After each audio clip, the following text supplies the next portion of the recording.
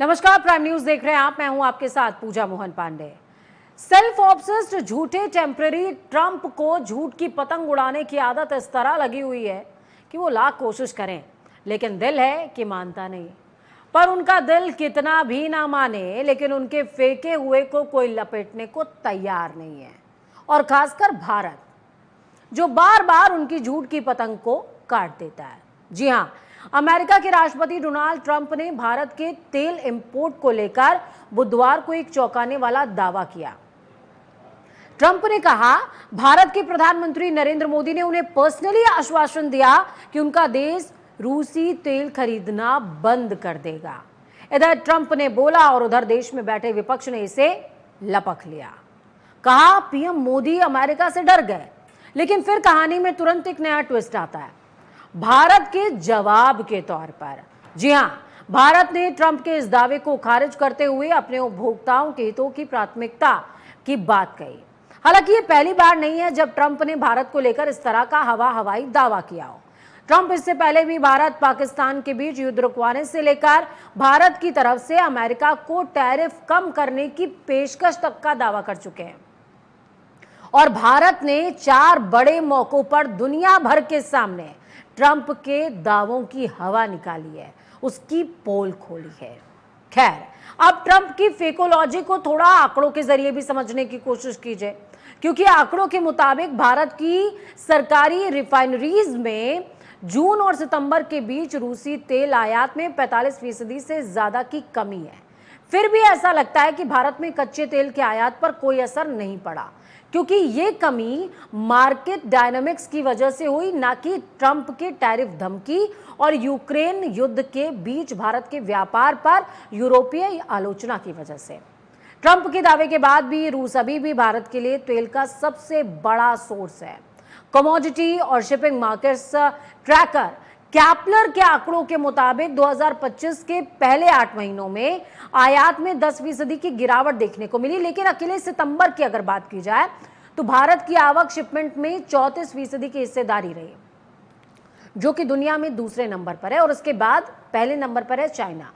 तो आज चर्चा ऐसी बात पर कि ट्रंप का दिल इस तरह के बयान दिए बिना मानता क्यों नहीं, या उन्हें वैश्विक मंच पर बार बार बेइज्जत होने की आदत पड़ गई है।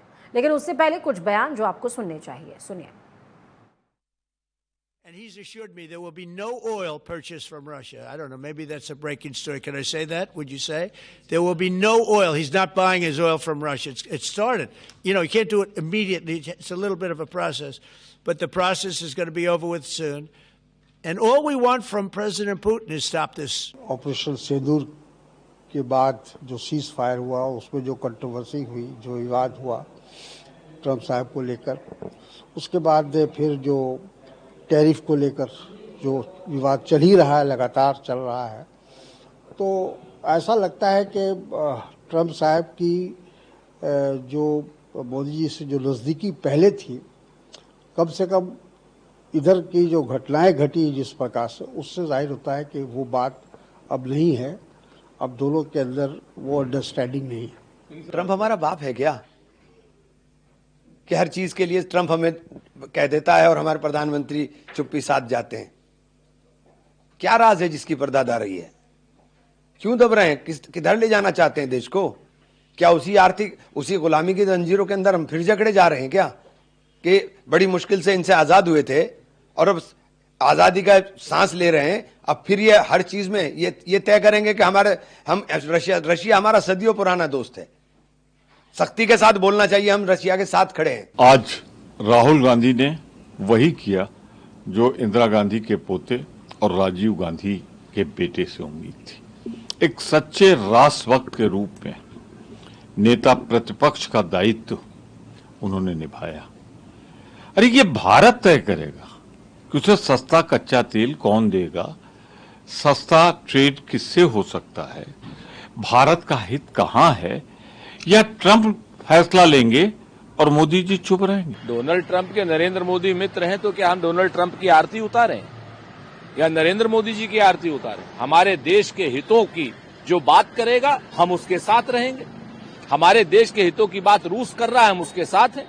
हमारे देश के हितों की बात जितने अन्य देश करेंगे हम उनके साथ रहेंगे। नरेंद्र मोदी से आप दोस्ती करिए, झूला झूलिए, चाय पीजिए, गले लगिए, हाउडी मोदी करिए, नमस्ते ट्रंप करिए, अब की बार ट्रंप सरकार करिए। लेकिन तो चलिए इस चर्चा को बेहतरीन और खास बनाने के लिए हमारे साथ मेहमानों का पैनल मौजूद है। डॉक्टर रोहित सक्सेना है हमारे साथ में, प्रवक्ता हैं आप बीजेपी से, बहुत स्वागत है रोहित जी आपका। जावेद अंसारी हैं, प्रवक्ता हैं कांग्रेस से, हमारे साथ में जुड़े हुए हैं। जावेद जी बहुत स्वागत है आपका। डॉक्टर संतोष पांडे, विदेशी मामलों के जानकार, हमारे साथ में जुड़े हुए हैं, बहुत स्वागत है सर आपका। डॉक्टर सुनील कौशिक, वरिष्ठ और प्रखर मुखर पत्रकार, हमारे साथ में जुड़े हुए हैं, बहुत स्वागत है सुनील जी आपका भी। शुरुआत जावेद अंसारी जी आपके साथ में करना चाहूंगी। बहुत जल्दी रहती है कांग्रेस को रिप्लाई करने की, और शायद इसी जल्दी में कई बार आप फंस भी जाते हैं। इंतजार करना चाहिए शायद रिप्लाई का।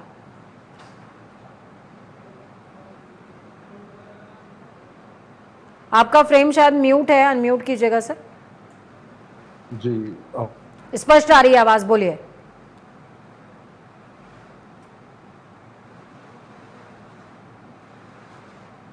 फ्रेम आपका म्यूट है सर, म्यूट है। वापस आती हूं मैं आपके पास। डॉक्टर संतोष पांडे आपके पास आऊंगी सर। सर क्या बहुत जल्दबाजी कर देती है कांग्रेस, या फिर भारत ने जो है जवाब देने में लेट किया? किस तरीके से देखते हैं आप इस पूरे मसले को? या जो जवाब दिया गया है वो बहुत क्लियर नहीं है? कैसे उस जवाब को भी आप देखते हैं, उसको डिकोड कीजिएगा प्लीज।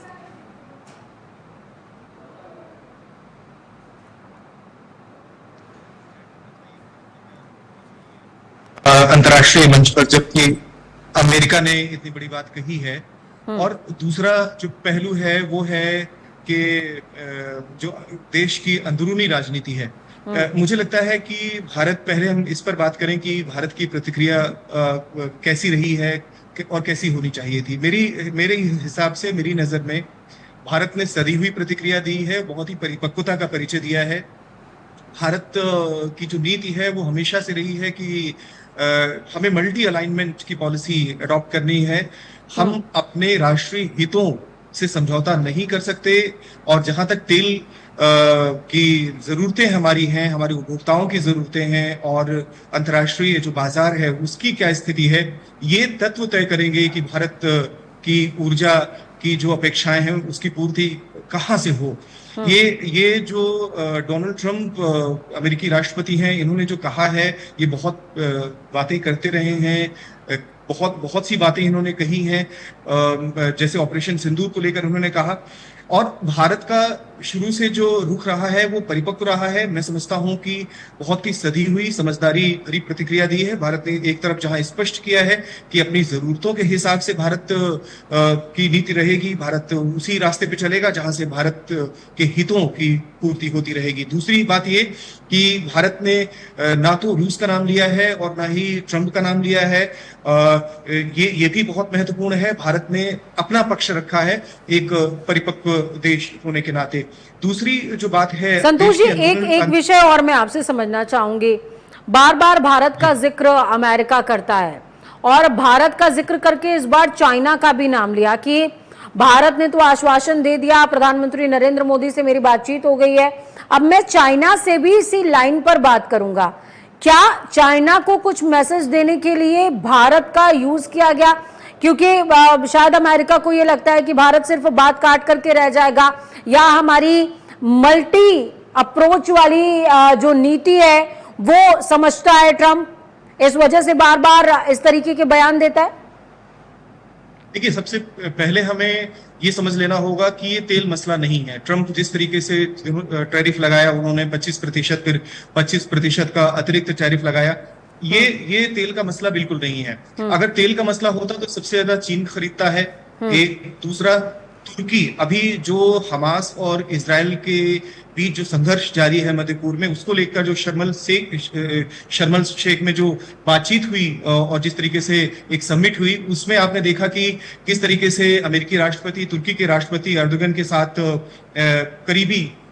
करीबियां बढ़ाते हुए नजर आए। तो रूस भी एक बहुत, तुर्की भी बहुत बड़ा एक खरीदार है, चीन भी खरीदार है, यूरोप भी खरीदता है, और स्वयं अमेरिका का भी व्यापार रूस के साथ है।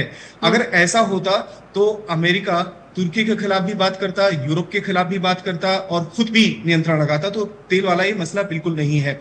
ये मसला कुल मिलाकर कुछ और है, जिसमें सबसे महत्वपूर्ण बात यह है कि अमेरिका की अपनी इनकी जो व्यक्तिगत जो स्थिति है, खासतौर पे ट्रंप के जो व्यक्तिगत पूर्वाग्रह हैं वो साफ नजर आते हैं। तो इसमें ऐसा बिल्कुल नहीं है कि तेल को लेके मसला है। दूसरा, भारत को बार बार टारगेट करके ये निश्चित तौर पर चीन को मैसेज दे रहे हैं, लेकिन ये जानते हैं कि चीन पर कोई असर नहीं पड़ेगा। अभी खबर आई है कि नीदरलैंड में एक कंपनी है चीन की जो सेमीकंडक्टर बनाती है, वहां की सरकार ने उस कंपनी का अधिग्रहण कर लिया है, और ये चीनी कंपनी है, सेमीकंडक्टर बनाती है, और इसका अधिग्रहण कहा जा रहा है कि अमेरिका के दबाव में किया गया है।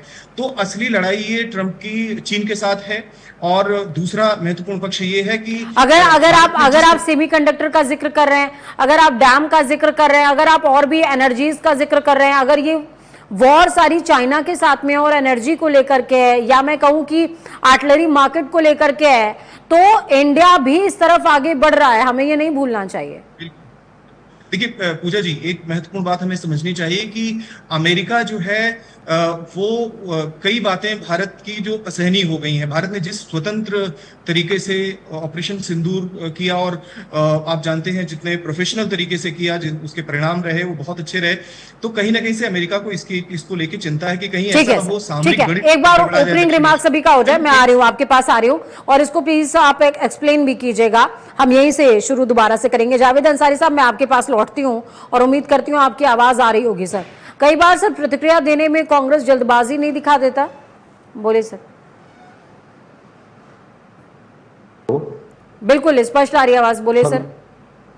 जी बिल्कुल जल्दी नहीं करते हैं हम सच्ची बात बोलते हैं। हर बार ही ऐसा हो रहा है कि ट्रंप कुछ बोल के निकल जाता है। वो कोई मामूली आदमी नहीं है, वो अमेरिका का राष्ट्रपति है, और जो बोलता है वो सच बोलता है, झूठ बोलता है वो सेकेंडरी है।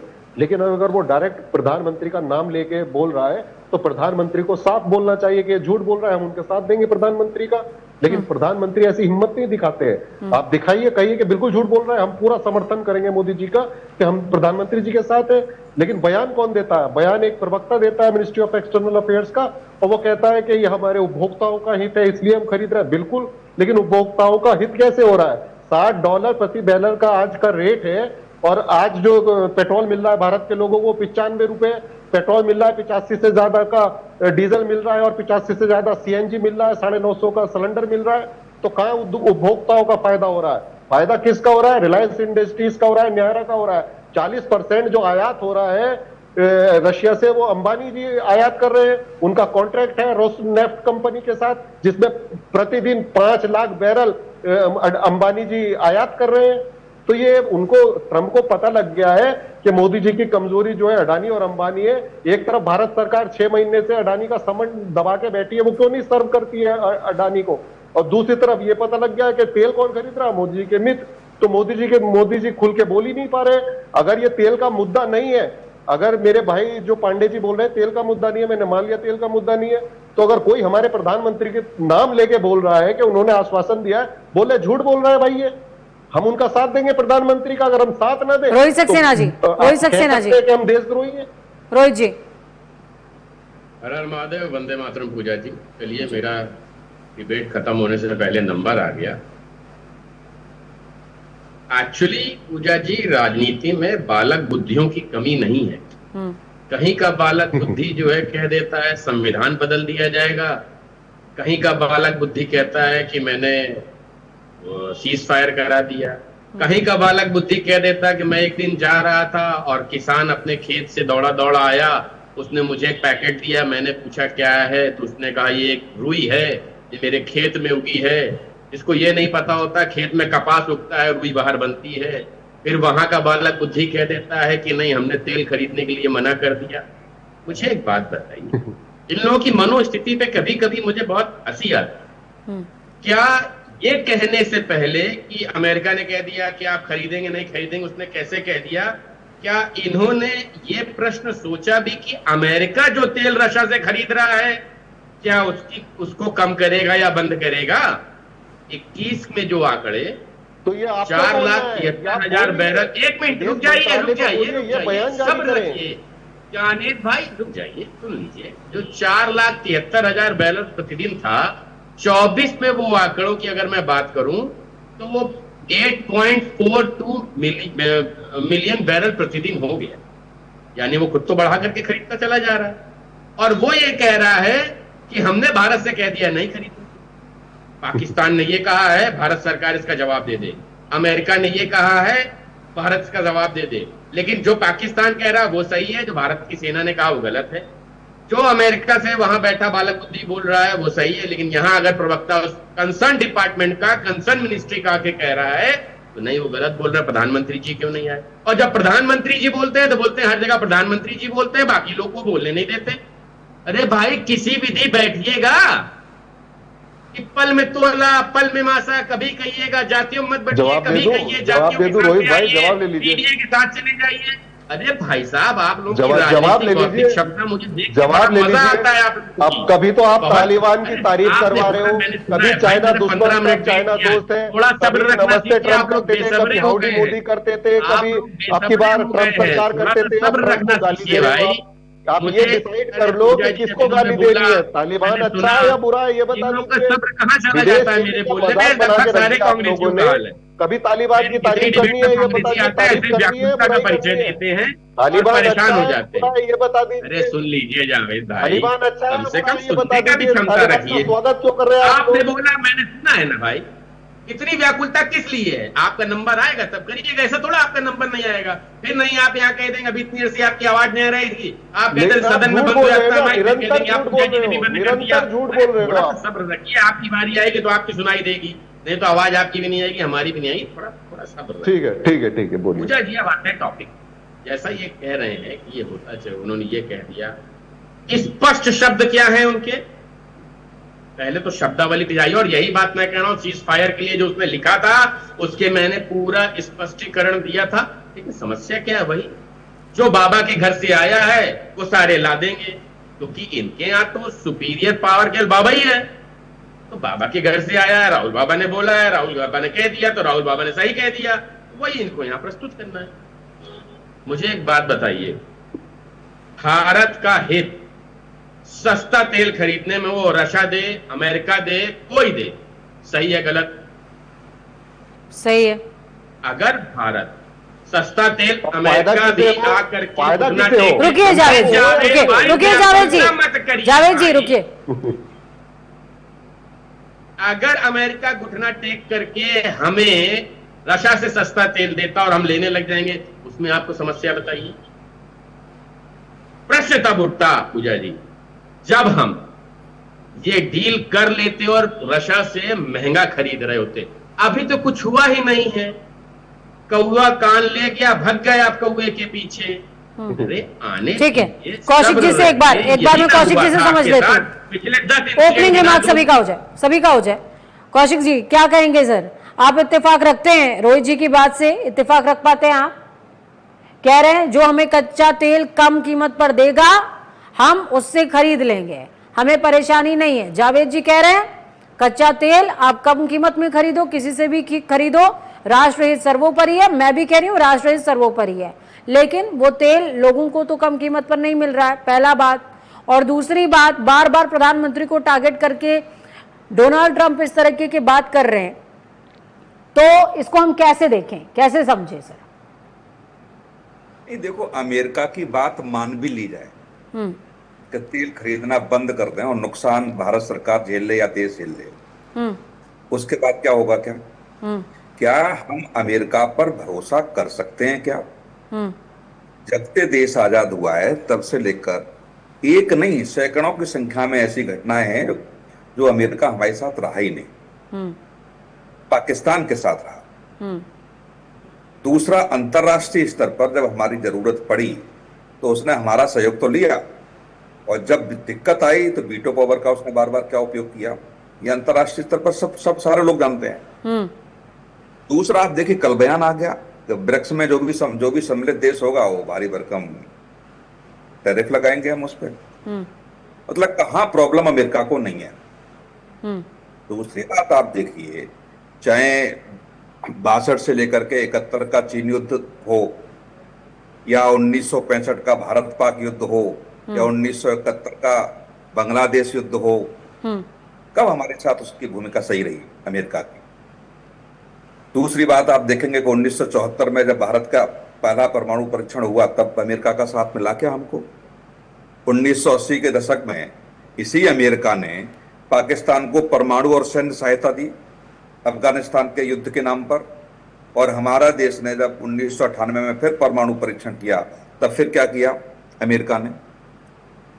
तो ये सब कहने की राजनीतिक बातें हैं। अब राजनीतिक बातों का क्या उत्तर दिया जाए? क्या आपकी बात को या आपके बयान को मैं इस तरह से डिकोड करूं सुनील जी कि भारत चूंकि सामर्थ्यवान हो रहा है इसलिए भारत का बार बार नाम लिया जा रहा है और भारत के सामर्थ्यवान होने से अमेरिका को परेशानी है?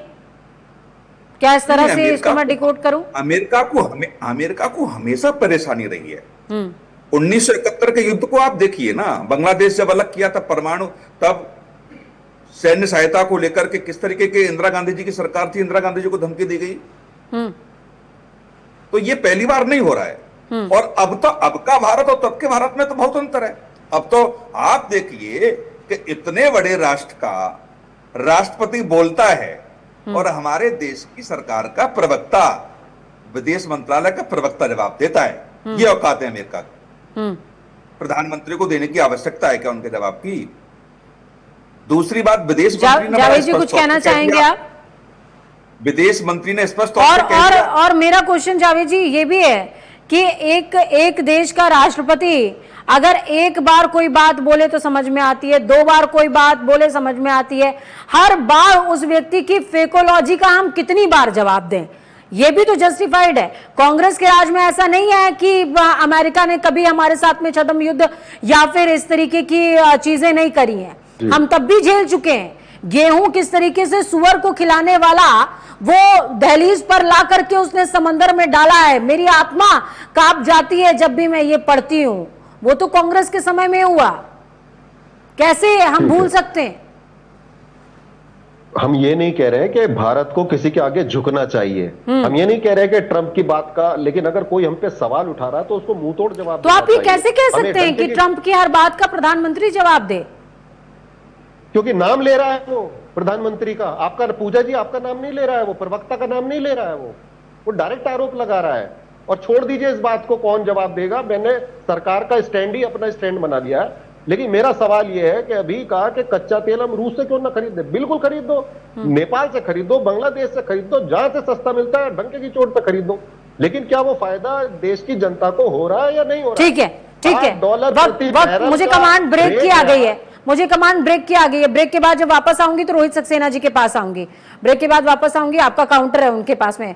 वक्त यहाँ पर एक छोटे से ब्रेक का, लगातार हम इसी पर बात कर रहे हैं कि अमेरिका बार बार इस तरीके के झूठ क्यों बोल रहा है और विपक्ष को एग्जैक्टली क्या परेशानी है।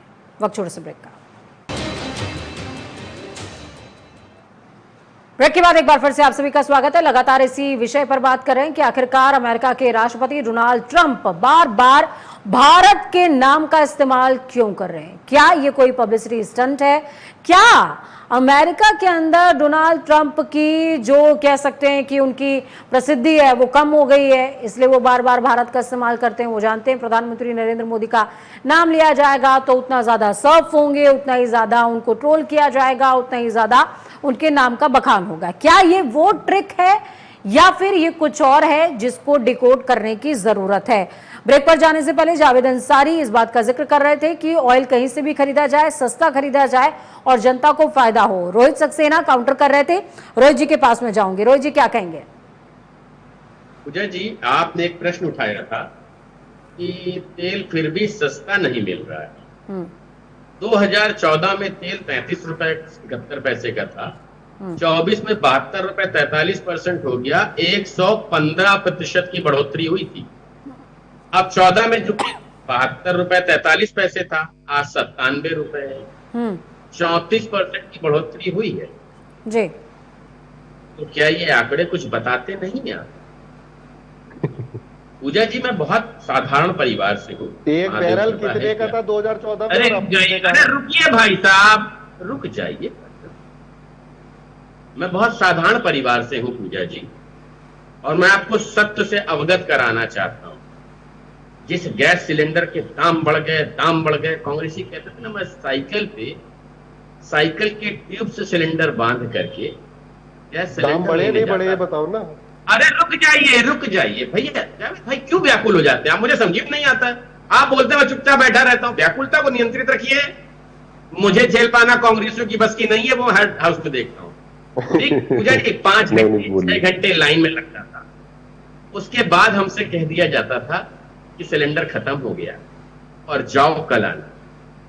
और यह क्रिया, एक सिलेंडर लेने के लिए मुझे अपनी पढ़ाई लिखाई सब छोड़ करके भागना पड़ता था। 5-5 6-6 घंटे लाइन लगाना पड़ता था और फिर जब नहीं हो पाता था फाइनली ब्लैक में खरीदना पड़ता था। इतने लोग बैठे हैं, मैं चैलेंज करता हूं, मुझे बताइए पिछली बार ब्लैक में सिलेंडर कब खरीदा? घर आके मिल रहा है, सब्सिडी कस्टमर के अकाउंट में मिल रही है। 4 रुपए आ रही है, आप प्लॉट खरीद रहे हैं हम जो लोग। राजनीतिक चेहरा था जावेद भाई, बहुत व्याकुलता को नियंत्रित रखिए। मैं रखता हूं, आप भी सीख लीजिए और मेरे साथ 2-4 डिबेट करेंगे, आप भी सीख जाएंगे व्याकुलता को नियंत्रित करना। क्योंकि कांग्रेसियों में व्याकुलता बहुत है। मैं देखता जब आंकड़े पे आता हूं ना तो अल्ल वल्ल सल्ल, वो फिर सोने की फैक्ट्री और जलेबी की फैक्ट्री ये सब करने लग जाते हैं। तो वो ठीक है, लाल मिर्च उगा भी लेंगे आप, तो कोई बहुत बड़ी बात नहीं। आपके नेता ने कहा था कि सीधे लाल मिर्च उगाओ अगर लाल मिर्च महंगी मिल रही है। समस्या क्या है पूजा जी? आप लोग आंकड़ों में विश्वास नहीं करते। भारत की सेना कुछ कहती है उसमें विश्वास नहीं करते। भारत की सरकार कुछ कहती है उसमें विश्वास नहीं करते। ये सब देश की जनता देख रही है। आज आप इस स्थिति में खड़े हैं, अभी चेत जाइए वरना इस स्थिति के भी लायक नहीं बचेंगे।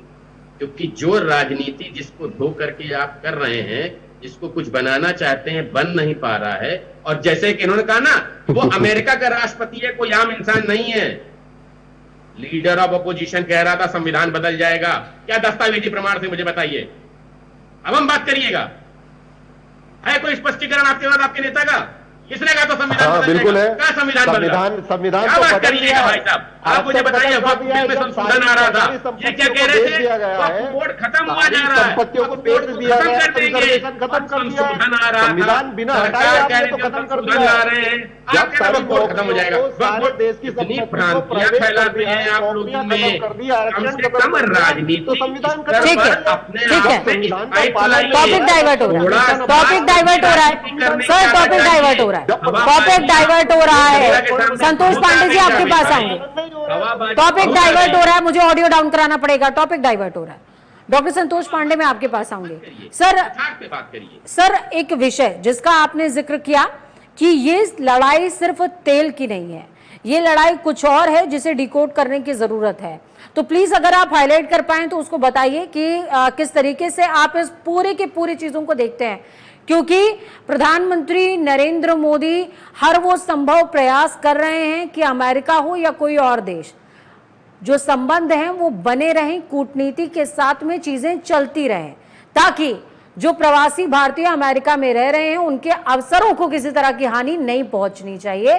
और भारत के जो हित दूसरे देशों के साथ जुड़े हुए हैं उसके साथ समझौता नहीं होना चाहिए। लेकिन ये क्या है, इसको हम कैसे देखें?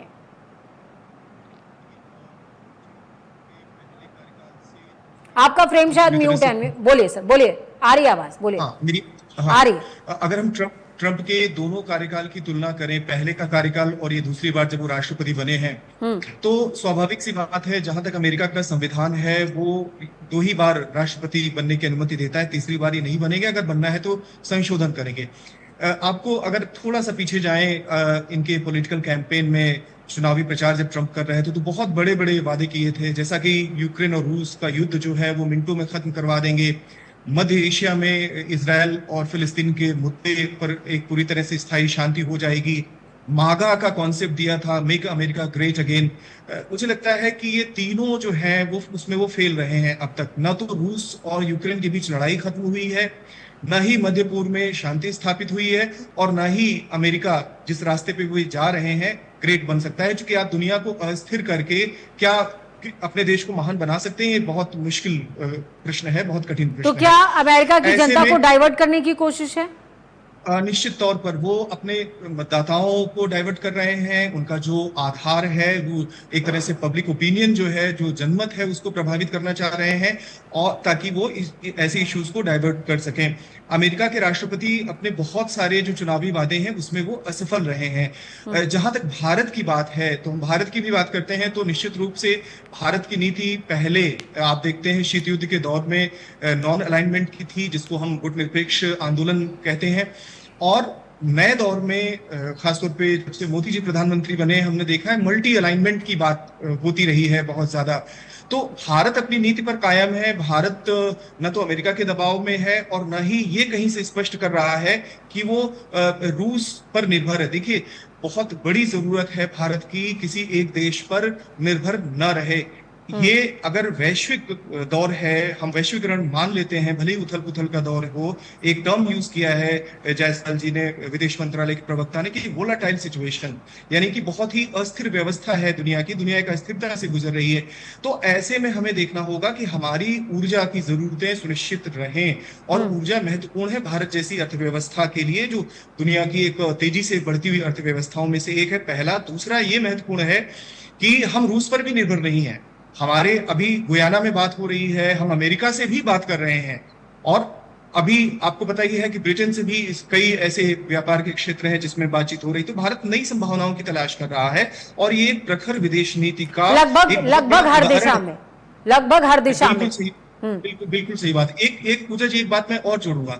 अमेरिका को अगर आपत्ति है, ट्रंप को अगर आपत्ति है, तो वर्तमान में ट्रंप पाकिस्तान को लेकर बहुत ज्यादा करीब हैं उनके, और बहुत ज्यादा उनकी नजदीकियां बढ़ रही हैं। उन्होंने वहां के चीफ ऑफ आर्मी स्टाफ को बुलाया, प्रधानमंत्री से उनकी मुलाकात हो रही है। अभी पिछले हफ्ते रूस में ही, रूस के सेंट पीटर्सबर्ग में एक सम्मेलन हुआ है, इंटरनेशनल गैस फोरम का सम्मेलन, उसमें पाकिस्तान ने हिस्सा लिया है, और रूस से कह रहा है कि ऊर्जा के क्षेत्र में हम आपसे भागीदारी बढ़ाना चाहते हैं। तो आप ये समझ सकती हैं, इससे बहुत स्पष्ट है कि ये तेल का खेल नहीं है, ये दरअसल वर्चस्व का खेल है। भारत का उभार रीजनल डायनेमिक्स को, जो दक्षिण एशिया के समीकरण है, उसको प्रभावित कर रहा है, और आगे चलकर वो वैश्विक स्थिति को प्रभावित कर रहा है। वो अमेरिका बिल्कुल नहीं चाहता। सुनील जी आप इसको कैसे देखते हैं? डॉक्टर संतोष जी ने बहुत ही ज्यादा रिलेवेंट बात बोली है, और मैं भी इस बात को समझती हूं, और मुझे पता है कि शक्ति और वर्चस्व की ही लड़ाई है विश्व के अंदर, और जो शक्ति को जितना साधेगा उतना ज्यादा वो निशाने पर रहेगा, ये तय बात है। डॉक्टर संतोष भी कह रहे हैं, सीनियर जर्नलिस्ट भी कह रहे हैं, पर कांग्रेस को समझ नहीं आ रहा। कांग्रेस क्यों इस बात को स्वीकार नहीं कर रही कि अंतर्राष्ट्रीय स्तर पर जो भारत की धमाका भूमिका बढ़ गई है, उससे अमेरिका चिंतित है। ये जो राहुल गांधी बार बार ये कहते हैं, और अभी एक मैं बयान सुन रहा था, एक सांसद कह रहा था कि वो ट्रंप हमारा बाप थोड़ा ही है, हमारा बाप है क्या, ऐसे शब्दों का उपयोग कर रहे हैं। आप देखिए, लंबी फहरिस्त है जहां हमेशा अमेरिका की भूमिका को हम देख सकते हैं। आप देखिए, 1958 में सिंधु नदी प्रणाली को लेकर वार्ता शुरू होती है, और 1960 में जाके कराची में नेहरू गांधी जाते हैं, और अयूब खान के बीच सिंधु जल समझौता होता है। किसको फायदा हुआ इससे? 1965 के बाद 1966 में ताशकंद समझौता होता है, जिसमें भारत पाक के युद्ध के में बहाली और सैनिकों की वापसी को लेकर के समझौता लाल बहादुर शास्त्री ने किया। किसको फायदा हुआ उसमें? 1971 के बाद 1972 का शिमला समझौता होता है। किसको फायदा हुआ उसमें? दर्जनों समझौते पाकिस्तान में जाकर के हुए,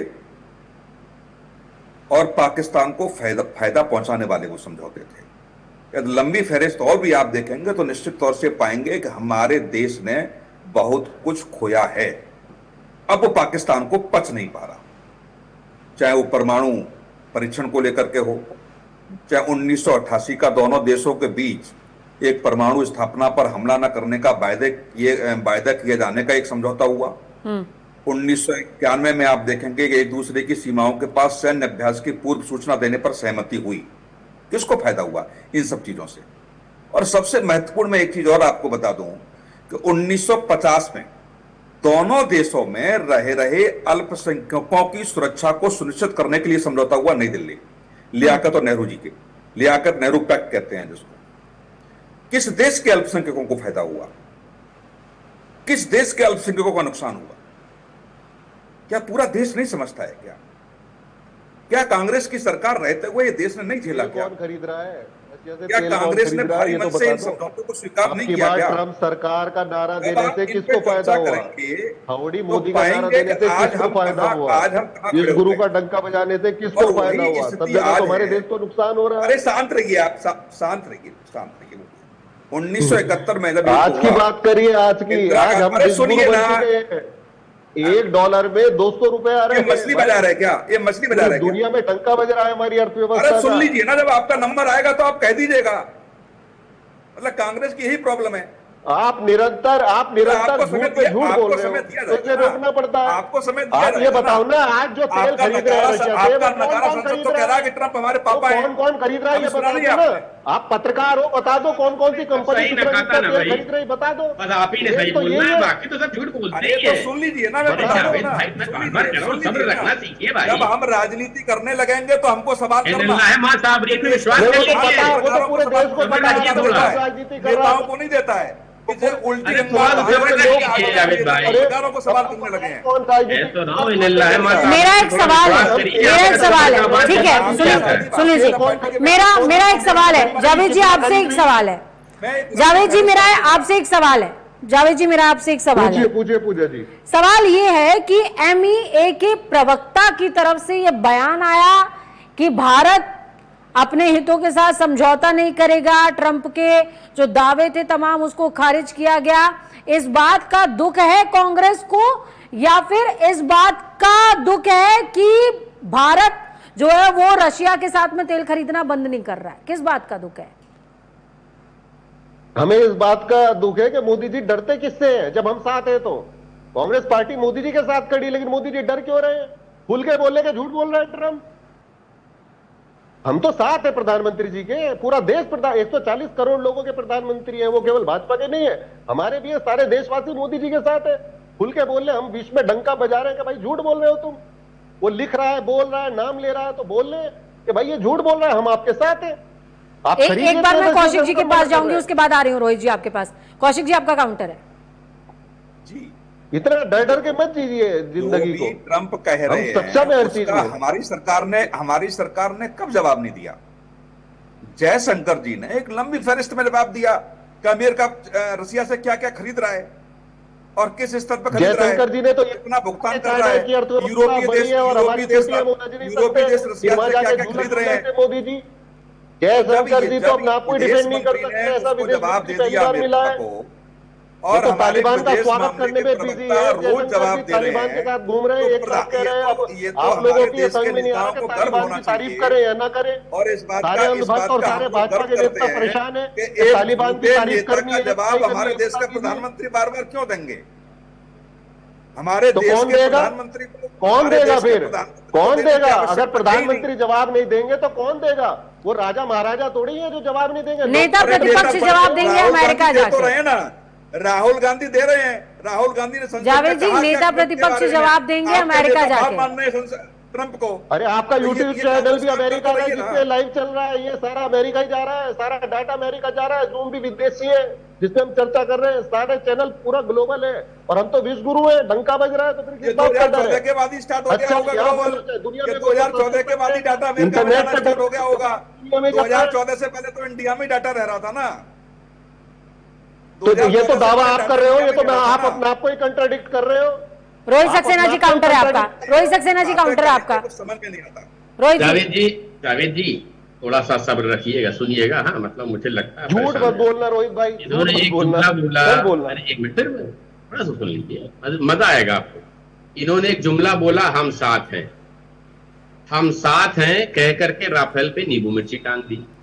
हम साथ हैं कह करके शशि थरूर और मनीष तिवारी ने ऑपरेशन सिंदूर की तारीफ क्यों कर दी? हम साथ हैं। भारत सरकार ने सीज फायर के, अरे भाई साथ हैं तो भारत सरकार के फैसले के साथ भी करेंगे ना। 50,000 करोड़ गजब साथ है आपका भाई साहब। ये कौन सा साथ है? भी तुम संघर्ष करो, हम तुम्हारे साथ हैं, लेकिन संघर्ष तुम ही करो, हम केवल साथ हैं। ये कौन सी बात है भाई? यही समस्या है आपकी। मुझे ये समझ में नहीं आता पूजा जी, ये कांग्रेस के प्रवक्ता इतने व्याकुल क्यों हो जाते हैं मेरे सामने आकर के? हम तो चुपचाप सुन लेते हैं, इनमें सुनने का क्षमता नहीं होती है। भाई साहब आप भी जो भी मन में आ रहा था बोल रहे थे, हम सुन रहे थे। चलिए हो सकता है आप हमारी विरोधी पार्टी के, इसलिए ऐसा होगा। अरे जब पत्रकार साहब बोल रहे हैं उनमें भी आपको व्याकुलता है। मतलब जो आपके लिए बोलते बस वही सही है, बाकी सब झूठ बोल रहे हैं। कौन सी दवा खाई है आपने? ऐसी दवा का नाम सारे पार्टी को खिला दी जाती है बता करके जो हम लोग बोलेंगे वही सही है। कम से कम दवा बदलिए। एक जो है एक सलाह आपको फ्री में दे रहा हूँ, दवा बदलिए, इलाज हो जाएगा। और नहीं तो नेता बदल दीजिए तो कुछ उद्धार हो जाएगा। ठीक है ना? तभी आपका कुछ हो पाएगा। बाकी पूजा जी मुझे क्योंकि 5:30 बजे तक कहा था डिबेट करने के लिए, मेरा समय ओवर हो गया, कुछ लोग मिलने आ गए हैं। मैं क्षमा प्रार्थी हूँ, मुझे जाने की इजाजत दीजिए। हर हर महादेव, वंदे मातरम। जी जावेद जी, लगातार यही प्रश्न उठ रहा है बार बार कि कांग्रेस को आपत्ति क्यों होती है? वैश्विक मंच पर राहुल गांधी जाते हैं बाहर, देश के बाहर इस तरह की बातें बोलते हैं। अगर ट्रंप की तरफ से हर बार इस तरह का बयान आ रहा है और देश की तरफ से खारिज किया जा रहा है, कांग्रेस को इसमें भी आपत्ति है। मोहर लग गई होती तो भी आपत्ति है, हर स्थिति में आपत्ति है सर। तो ये आपत्ति है या विपत्ति है आपकी, क्या है सर? हमारी जो देश की विदेश नीति है वो भ्रमित हो चुकी है और विनाश नीति बन चुकी है। अब देखिए भारत सरकार जो है तालिबान का यहाँ स्वागत कर रही है। बताइए, एक तरफ तो अंधभक्त और भाजपा के लोग कहते थे कि तालिबान जो है आतंकवादी है, हमारे प्रदेश के मुख्यमंत्री स्वयं कहते थे कि तालिबान जो है आतंकवादी है। अब यहाँ पे स्वागत करना पड़ रहा है भारत सरकार को। तो ये विदेश नीति है। मुद्दा सर तालिबान का नहीं है, मुद्दा तालिबान का नहीं है। हम क्रूड ऑयल पे बात कर रहे हैं, हम ट्रम्प पे बात कर रहे हैं। विदेश नीति पे आएगा ना, क्रूड ऑयल पे बात कर लीजिए। $60 प्रति बैरल का रेट है आज और 95 रुपए मिल रहा है। हमारे टाइम पे 108 रुपए प्रति बैरल। डॉक्टर संतोष पांडे, आप काउंटर करना चाहेंगे सर? प्लीज सवाल दोहराइएगा, मैं सुन नहीं सका आपको। सवाल जावेद जी लगातार यही कर रहे हैं, पूछ रहे हैं कि क्रूड ऑयल की कीमत जिस तरीके से कम है, भले ही मार्केट के अंदर या इंडिया कहीं से भी परचेज कर रहा है, लेकिन लोगों को उसका बेनिफिट नहीं हो रहा है। शायद ये इंटरनेशनल पॉलिटिक्स को डिकोड नहीं कर पा रहे हैं, ट्रंप की बातों को डिकोड नहीं कर पा रहे हैं, या फिर सिर्फ देश के अंदर पॉलिटिक्स करना चाह रहे हैं। देखिए जावेद जी को मैं सुन रहा था, इन्होंने कहा कि जो तालिबान को इन्होंने कहा कि भारत तालिबान से जुड़ा हुआ है, तालिबान को एक तरह से आमंत्रित किया वहां के विदेश मंत्री को, वो भारत में 1 हफ्ते तक रहे। एक बात मैं स्पष्ट कर दूं कि अंतर्राष्ट्रीय राजनीति में न तो कोई स्थायी मित्र होता है, ना ही कोई स्थायी शत्रु होता है। जो कुछ भी स्थायी है वो है राष्ट्रीय हित। तालिबान के साथ अगर भारत के राष्ट्रीय हित महत्वपूर्ण है तो निश्चित रूप से कोई उसमें दो राय नहीं है, संबंध अच्छे होने चाहिए। एक जमाने में फ्रांस और ब्रिटेन में बहुत लड़ाई थी, 100 साल का युद्ध हुआ था और आज वो यूरोपियन यूनियन के सदस्य हैं और दोनों में बेहतर ताल्लुकात हैं। तो ये कह देना कि तालिबान को आमंत्रित करके भारत ने गलती की है, मुझे नहीं लगता ये उचित है। दूसरी बात, जो तेल का विषय है वो नितांत आर्थिक विषय है। सरकारें निर्णय लेती हैं, बहुत सारे पक्ष होते हैं, उनको ध्यान में रखते हुए किस तरीके से क्या कीमतें तय की जानी है, उसको 2 बातें बहुत ज्यादा प्रभावित करती हैं। पहले की अंतर्राष्ट्रीय जो क्रूड मार्केट है उसमें क्रूड प्राइसेस क्या है, दूसरा देश की जो डिमांड है वो कैसी है, और एक और भी महत्वपूर्ण पक्ष है कि बहुत सारे विकास कार्य करने होते हैं। हमने देखा है कि हमारे उत्तर प्रदेश में ही हमने देखा है बहुत सारे एक्सप्रेस वेज बन रहे हैं, सरकार बहुत ज्यादा पैसे खर्च कर रही है इंफ्रा के निर्माण में। कहीं ना कहीं से सरकार को पैसा भी चाहिए होता है, तो अगर वो एक तरफ ज्यादा महंगा दे रहे हैं, बहुत ज्यादा तो फर्क नहीं होगा, तो दूसरी तरफ वो निवेश भी कर रहे हैं जो जनहित के लिए बहुत महत्वपूर्ण है। ठीक है, कंक्लूड करेंगे जावेद जी बोले, कंक्लूड कीजिएगा सर। इसी आंसर भी दीजिएगा, कंक्लूड भी कीजिएगा, बोले।